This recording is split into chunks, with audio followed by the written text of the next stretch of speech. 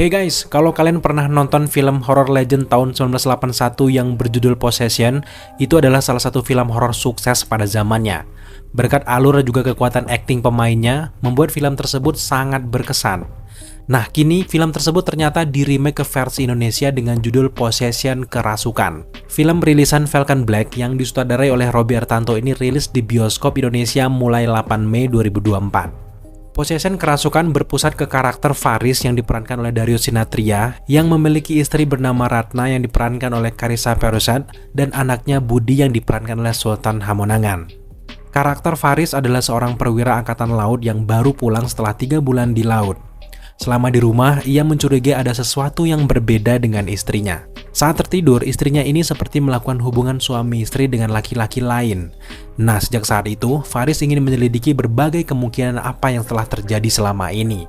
Tapi, yang sebenarnya terjadi di luar apa yang telah ia pikirkan, sehingga berujung pada sesuatu yang lebih menyeramkan dari apa yang Faris duga.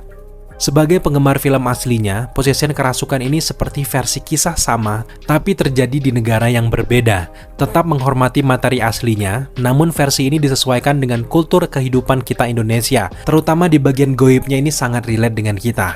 Terkait perubahan tersebut tentu kita fine dan juga cukup nyaman, dan naskah buatan Lele Laila ini cukup to the point pada cerita aslinya sehingga sangat mudah untuk diikuti. Jelas kisah unik seperti ini adalah salah satu yang dibutuhkan di era gempuran tentang film horor kematian selama ini. Dari detik awal sampai akhir, menampilkan kisah yang menggugah rasa penasaran penonton. Untuk orang-orang yang belum menyaksikan versi 1981-nya, jelas lebih terpuaskan menyaksikan film ini karena menjadi sebuah cerita yang baru dan tidak berusaha untuk membandingkan di setiap momennya.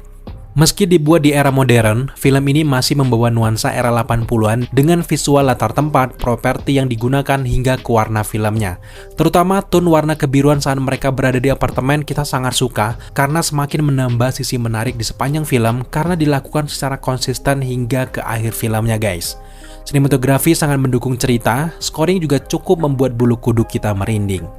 Meski tak sevulgar film aslinya, versi Indonesia ini sudah cukup berhasil membuat penonton berimajinasi dan semakin masuk ke dalam cerita. Sekali lagi, Possession Kerasukan adalah film horor dengan warna yang berbeda, seperti menggabungkan elemen teatrikal ke dalam film horor yang dimana pendalaman karakternya sukses dimaksimalkan oleh pemeran utamanya, terutama chemistry yang berhasil dijalin oleh Carissa dan juga Darius. Tidak ketinggalan juga Sarah Fajira hadir di film ini dan semakin ganas yang berhasil menarik perhatian penonton di sepanjang ceritanya. Adegannya lumayan bikin ngilu karena ada beberapa adegan gore-nya juga. Untuk elemen horornya jelas masih tergolong sama dengan jump scare dan juga atmosfer dari film horor pada umumnya yang memang cukup mudah ditebak tapi tetap membuat kita penasaran.